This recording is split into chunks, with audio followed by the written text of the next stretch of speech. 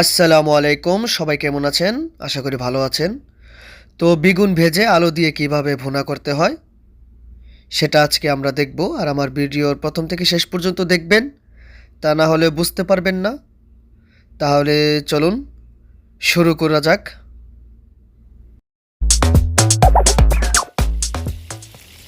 বিসমিল্লাহির রহমানির রহিম। বেগুনগুলোকে ভালোভাবে কেটে একটু হলুদের গুঁড়া, একটু মরিচের গুঁড়া দিয়ে এবং লবণ দিয়ে ভালো করে মিক্স করে এভাবে ভালো করে ভেজে নেবেন। উল্টে পাল্টে ভেজে নেবেন। বেগুনগুলোকে একটু ভেজে নেবেন ভালো করে, তাহলে খেতে একটু ভালো লাগে, তা না হলে নরম হয়ে যায়। তাই ভালো করে এইভাবে ভেজে নেবেন, এমন কালার হয়ে গেলে উঠে নেবেন। এরপরে সাথে আলুগুলোকে ভেজে নেবেন, ভাজা হয়ে গেলে উঠিয়ে নেবেন। এমন করে কিছু পেঁয়াজ, মরিচ, টমেটো কেটে নেবেন। এখন একটি কড়াই গরম করে তেল নিয়ে নেবেন। তেল গরম হয়ে গেলে পেঁয়াজ দিয়ে দিবেন, কাঁচামরিচ দিয়ে দিবেন সাথে, এবং নেড়েচেড়ে নেবেন। নেড়েচেড়ে নিয়ে তারপরে ঢেকে দিবেন, একটু সিদ্ধ হবে, ভাজাও হয়ে যাবে। এরপরে এমন ভাজা হয়ে গেলে যখন বাদামি কালার হয়ে আসবে, আপনারা মশলা রেডি করে নেবেন। আমি এখানে নিয়ে নিয়েছি 1 টেবিল চামচ হলুদ গুঁড়া, 1 টেবিল চামচ মরিচ গুঁড়া, 1 টেবিল চামচ জিরা গুঁড়া ও 1 টেবিল চামচ ধনিয়া গুঁড়া। এরপর সবগুলোকে পেঁয়াজের মধ্যে ঢেলে দিবেন, নেড়ে চেড়ে নেবেন। নেড়ে চেড়ে নেওয়ার পরে একটু পানি অ্যাড করে দিবেন, তা না হলে নিচে লেগে যাবে। পানি অ্যাড করার পরে ঢেকে দিবেন।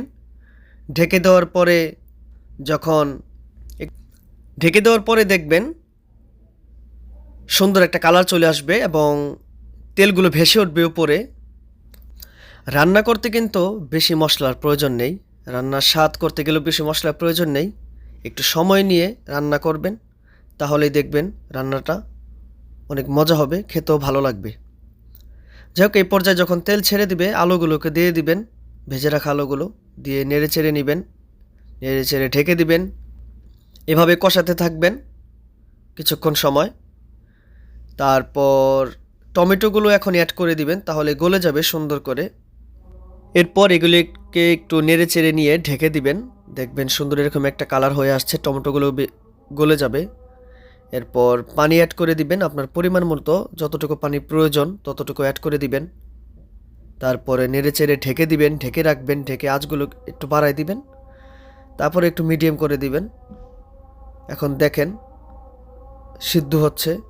এই পর্যায়ে এসে ভেজে রাখা বেগুনগুলোকে দিয়ে দিবেন উপরে, সুন্দর করে সাজিয়ে দিয়ে দিবেন এবং ঢেকে দিবেন। যদি আপনাদের কাছে ধনিয়া পাতা থাকে তাহলে উপরে দিয়ে দিবেন, আমার কাছে নেই এই জন্য আমি দিতে পারি নাই। ধনিয়া পাতা দিলে টেস্টটা একটু বেশি হবে।